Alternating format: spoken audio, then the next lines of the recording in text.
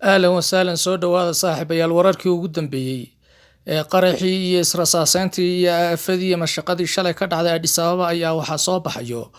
warar ay sheegayaan taasoo social mediaha lagu aqoonsaday xubnihii ka dambeeyay sida muuqaalkan inaga muuqata askarigan boolis federaalka ah oo qoomiyadda Amxaarada isla markaana la filayo inuu faana iyo kooxa kamid ah ayaa labadan shay ee cad ee inay muuqdo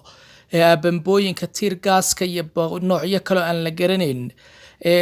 kuwaasi oo ay qaraxa iyo dhibaatada horseed u noqday iyo shalay banaanbaxyadii lagu beegsanayay dadkii salaada ciida ku tukanayay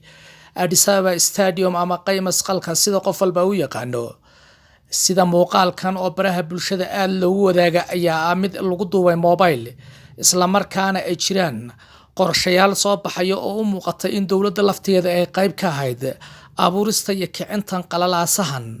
sidaad arkaysaan waxaa jira ninkan oo la aqoonsaday oo askari boolis federaal ah ayaa ahaa kii sameeyay dhibaatada isla markaana qaraxa ku weeraray shacabka isagoo bambooyinka tiirkaaska ka samaysan ama dadka ka ilmeysiiya kula weeraray dadka goobjoogayaasha ayaa xaqiijinayo isla markaana camera videoyo fara badan oo ay dawladdu leedahay ayaa ku xidhnaa goobtaasi sidaad u taqaanaan goobtaasi ayaa waxay dhabarka ku haysaa xagga dambe ee museumka loo yaqaan argagixisada cas ama read tourism baa la yiraahdaa ama qayshi birbi Amxaarada u taqaanaa xagan kalena waxaa ka soo ah meel ayana hotel camal Xayaat la yiraahdaa ka isla markaana waa meesha ugu kaamarooyinka badan Addis Ababa ilaa 5,000 oo kaamaro CC camera wax ku dhow ayaa ku xidhan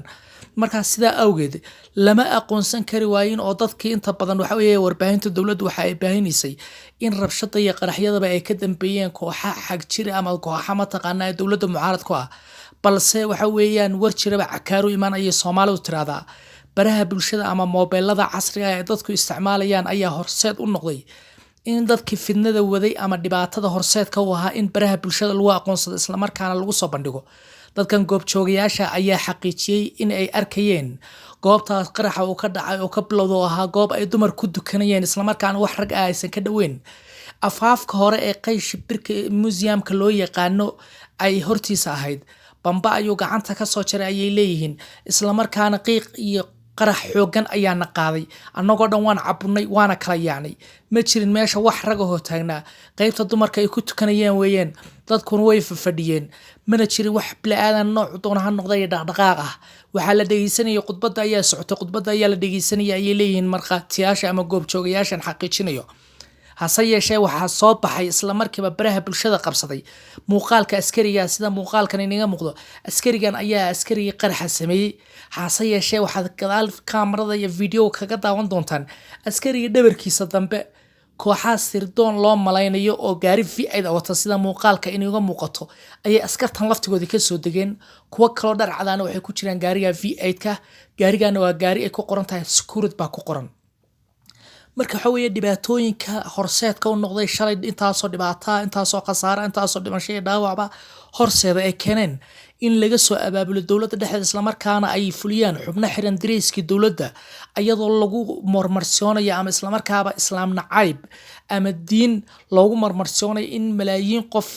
oo muwaadiniin Ethiopian oo ku tukanaya magaaladooda u dhasheen Addis Ababa bartankooda salaada ciida iyadoo sanadkiiba mar salaadaha ciidaha kuwa la tukadayeen ayay dadka intooda badan waxay ku tilmaamayaan baraha bulshada ku wadaagay nasiib darro hase yeeshee sida inay muuqato dawladda ayaa waxay ku tilmaamtay kooxa xag jir ama kooxa nabadiid ah inay ka dambeeyeen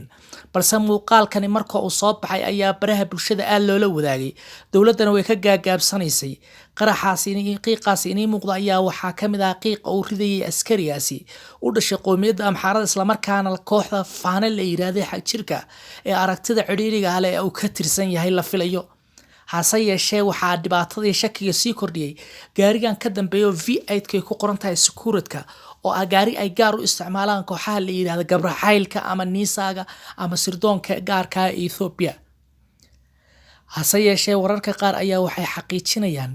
in arintani ahayd mid hore loo sii abaabulay isla markaana la rabay in lagu carqaladeeyo isla markaana dhibaato fara badan loo geysto dadka shacabka hase yeeshee sida aan ilaaho hoose aan ku ogaanay ayaan jirin wali khasaare dhimasho iyo dhaawac intaba ay yihiin kuwa aad tiradooda u yar yihiin marka laga reebo dadka oo moobiladooda iyo kabahooda ka cararaya isjiirjiiritaan iyo dadka oo isbuurtay hase yeeshee fadeexadan soo buuqanaysa in dowladda lafteeda ay qayb ka noqoto in dadka shacabka loo adeegsanay bambooyin isla markaana loo saariyo kooxa ay mataqaanaa dowladda ka soo horjeeda weeye ayay sida ku barameen warbixin booliis ka soo saaray hase yeeshee askarigan ayaa muuqaalada qaarkood muujinayo askari ka dambeeyay qaraxa iyo dhibaatooyinka iyo fowdada inay dhacdaa sida wararka lagu xaqiijinayo goobtan ayaa waxay ku xiran yihiin 3 kun oo kaamara inta ka badan qof waliba oo Addis Ababa yimid ayaan shaki kaga taagnay inuu garanayo hase yeeshee wararka qaar ayaa waxay fadeexadii dhabarjab ku noqotay markii bulshada ay ku wadaageen malaayiin Ethiopian ah muuqaalka askarigan iyo gaarigaasi oo ahaa kuwii soo abaabulay qorshahan isla markaana shakiysan kaga jirin in ay jiraan dowladda dhexdeeda kooxo kamid ah kuwaas oo qaswadayaal isla markaana doonayeen isku dhuftaan shacabka iyo dowladda fadlan subscribe like share noo saara